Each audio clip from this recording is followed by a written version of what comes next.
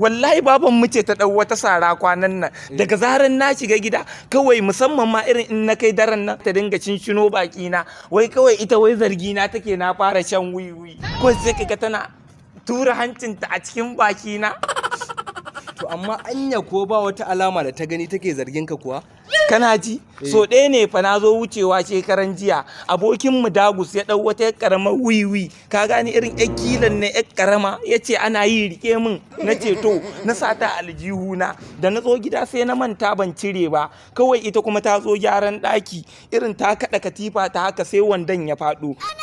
a cikin wandon kawai sai wiwin ta fito ita kuma ta faɗa a ƙasa to tun daga nan daga na dawo gida musamman ma in kai irin shaɗin nan kawai gaba mu tana cinshina baki na. Laifinka ne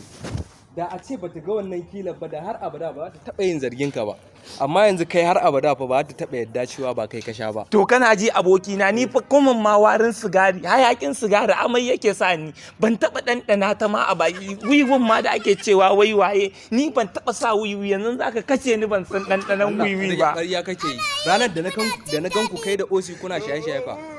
Ka gane mana abokina wannan fa yan bosora ce dan bosora ne kowa ya sani maganin baki ne kaga tana maganin baki maganin bindiga maganin kunama kowa ya san aikin yan bosoro kai fa a gaban ka kunama ta harbe ni kan na fara shan dan bosoro amma yanzu kunama in ta zo tana daga bindinta daga ta rabe ni kai daga te gurgur ta fada karkashin gado abokina. Dan bosoro kai hayaki fa hayaki ne kaga da hayakin sigari da hayakin taba wiwi da hayakin shisha da kai har